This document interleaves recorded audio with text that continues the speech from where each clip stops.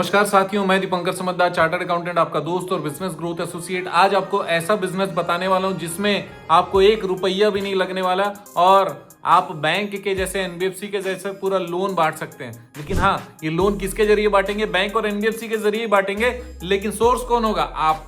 तो जरिया क्या है? Corporate DSA. ये कॉर्पोरेट डीएसए होता क्या है? सबसे पहले बता दूं, डीएसए वो मॉडल है जिसमें आप एक प्रॉफिटेबल बिजनेस खड़ा करते हो मिनिमम इन्वेस्टमेंट में, और वहां पर चांसेस ऑफ सक्सेस ज्यादा होते हैं। लेकिन आज का वीडियो अगर आप देखते हो तो चांसेस ऑफ सक्सेस बहुत ज्यादा बढ़ जाएंगे, क्योंकि बिना नॉलेज के अगर कोई काम किया जाए तो कितना भी आसान बिजनेस हो असुविधा में आ जाएगा। ये बिजनेस तो टेक्निकल है, साथ में प्रॉफिटेबल भी है। तो सबसे पहले जानते हैं कि कॉर्पोरेट डीएसए होता क्या है। कॉर्पोरेट डीएसए होता है कॉर्पोरेट डायरेक्ट सेलिंग एजेंट। किसका? बैंक या एनबीएफसी का, जो कि ऑथराइज्ड होता है बैंक और एनबीएफसी से। ये हेल्प करता है कस्टमर को वो प्रोडक्ट या वो सर्विसेज चूज करना, मतलब वो लोन के प्रोडक्ट्स की बात कर रहा हूं जो उनके लिए फिट हो। और एक खास बात है कि मल्टीपल लोन प्रोडक्ट्स में और मल्टीपल बैंक्स और एनबीएफसी के जरिए काम करता है। अब दूसरा चीज समझते हैं, तो कॉर्पोरेट डीएसए पावरफुल होता है? यस और नो, भयंकर पावरफुल है। क्यों पावरफुल है? क्योंकि यहाँ पर बहुत बड़े क्राइटेरियन या कोई स्पेशल अप्रूवल या कोई स्पेशल लाइसेंस गवर्नमेंट से लेने की जरूरत नहीं है। और कौन से खास बात है? सबसे पहला चीज जो मैंने बोला, लाइसेंस रिक्वायर्ड नहीं है। दूसरा, इन्वेस्टमेंट बहुत मिनिमम है। अगर आप ऑफिस खोलते हो तब भी मिनिमम इन्वेस्टमेंट है, और ऑफिस नहीं खोलते और सेल्फ खुद भी काम करते हो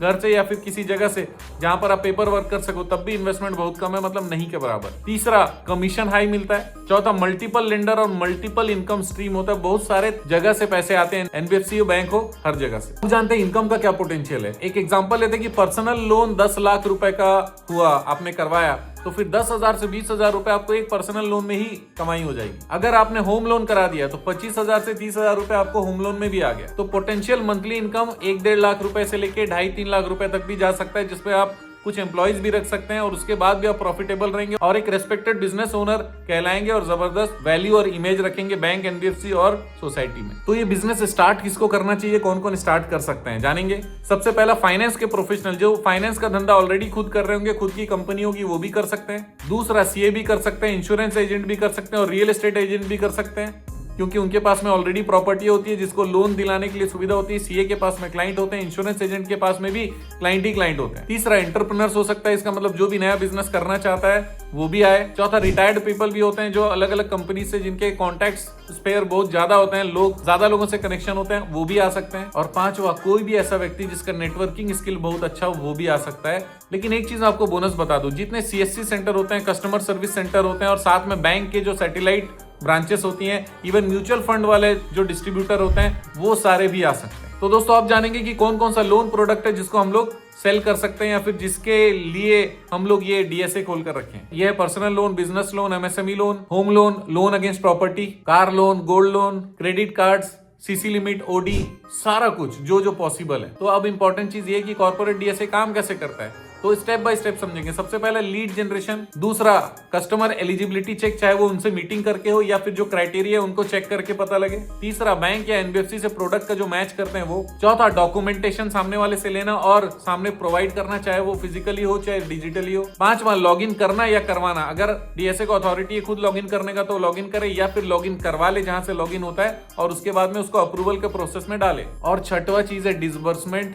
और उसके बाद में रेम्यूनरेशन, जो मिलना है आपको पैसे, वो रेम्यूनरेशन। लेकिन सर, ये आसान तो दिख रहा है, लेकिन मुझे सेटअप की क्या जरूरत है, और सेटअप अगर मैंने बनाया तो सेटअप में क्या क्या चीजों की दरकार पड़ेगी। तो सबसे पहले लैपटॉप और मोबाइल, ये 2 चीज आपके पास होना चाहिए। मोबाइल सबके पास में, लैपटॉप बस आपको ऐड करना है क्योंकि लॉग इन करने में सुविधा होती है वहां से। दूसरा, बेसिक केवाईसी का नॉलेज होना चाहिए। तीसरा, एम्पैनलमेंट विद लेंडर्स, या तो आप खुद जाकर बहुत सारे बैंक और एनबीएफसी से कनेक्ट हो जाइए, या फिर जो कॉर्पोरेट डीएसए ऑलरेडी काम कर रही है, जो सब कोड प्रोवाइड करती है, उनसे ले लीजिए। चौथा, सीआरएम, मतलब कस्टमर रिलेशनशिप मैनेजमेंट का फ्री सॉफ्टवेयर भी होते हैं या फिर पेड सॉफ्टवेयर, जो आपको अच्छा लगे, या फिर गूगल शीट्स में आप अपना डेटाबेस मेंटेन करिए। पांचवा इंपॉर्टेंट चीज विजिटिंग कार्ड है, ई विजिटिंग कार्ड और फिजिकल विजिटिंग कार्ड दोनों रखिए। और छठवा चीज, प्रोडक्ट और सर्विसेज का बेसिक ट्रेनिंग जरूर अटेंड करिएगा सारे बैंक और एनबीएफसी का, ताकि आपका नॉलेज एकदम क्लियर रहे और आपकी टीम का नॉलेज भी क्लियर रहे। लेकिन अब हम जानते हैं कि डीएसए का बेसिक सक्सेस फॉर्मूला क्या है। जबरदस्त सक्सेस अगर डीएसए में चाहिए तो कौन कौन से स्टेप फॉलो करने चाहिए या कौन कौन से पॉइंट्स पॉइंट्स पे हमको काम करना चाहिए। सबसे पहला बिल्ड रेफरल पार्टनर्स। इसका मतलब आप ही सब जगह से खोज कर लाओगे, ऐसा नहीं।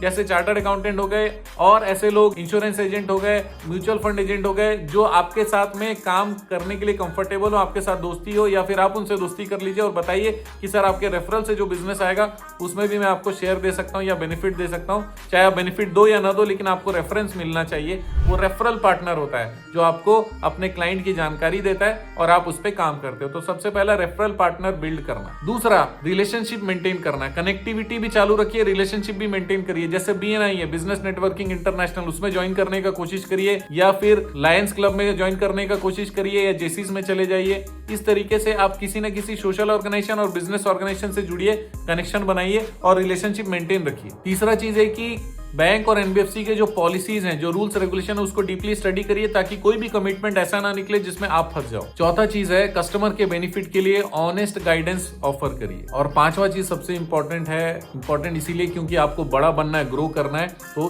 टीम भी बनाइए। अकेले सब काम मत करिएगा, थक जाओगे और ज्यादा लोगों को सर्विस नहीं दे पाओगे, गुडविल खराब हो जाएगा और इस बिजनेस को ज्यादा ऊंचाई तक ले जाने से रह जाओगे। तो दोस्तों अब आगे जानते हैं कि ये बेस्ट टाइम है क्या DSA चालू करने का, यस और नो। DSA चालू करने का ये जबरदस्त टाइम है क्योंकि सबसे पहला हाई लोन डिमांड है और लोन का डिमांड कभी कम नहीं होने वाला है, भारत में तो नहीं होने वाला। दूसरा चीज है MSME सेक्टर बूम पे है, लगातार ग्रो हो रहा है, गवर्नमेंट भी सपोर्ट कर रही है, इसी कारण लोन तो चाहिए ही चाहिए। तीसरा इंपॉर्टेंट चीज है कि आजकल डिजिटल अप्रूवल्स फास्ट हो गए हैं। हर बैंक और NBFC चाहता है कि जल्दी से जल्दी अप्रूवल हो, तो आपका जो बिजनेस के लोन का जो फाइल का साइकिल है, जो महीना, 1.5 महीना, 2 महीना लगता था, अभी 10 दिन 15 दिन के अंदर में एक फाइल फास्ट मूव कर ले रहा है, उसमें भी आपको पूरा समय देने की जरूरत नहीं पड़ रही। और चौथा चीज है बैंक या NBFC इतने सारे लोग नहीं रख सकते जितना वो लोन देने की क्षमता रखती, क्योंकि डिपॉजिट तो उनके पास आ रहा है, बैंक के पास तो देना ही पड़ेगा। और इधर NBFC भी पैसा जुगाड़ करके रखे, जिसको डिसबर्समेंट करेंगे तो फायदा होगा। उनको पार्टनर की जरूरत है, तो आप पार्टनर बनिए ना सर। तो अब जानते हैं ये लाइफ टाइम अपॉर्चुनिटी है यस और नो। तो DSA लाइफ टाइम अपॉर्चुनिटी क्यों है? सबसे पहला चीज है फाइनेंस का बिजनेस आने वाले सदियों तक चलता रहेगा, क्योंकि सदियों से चलता रहा है, तो लाइफ टाइम अपॉर्चुनिटी है, लगातार धंधा होगा, ये धंधा डूबेगा नहीं। दूसरा चीज है जीरो रिस्क। तीसरा चीज है अनलिमिटेड अर्निंग, मतलब जितना आप काम करोगे उतना ज्यादा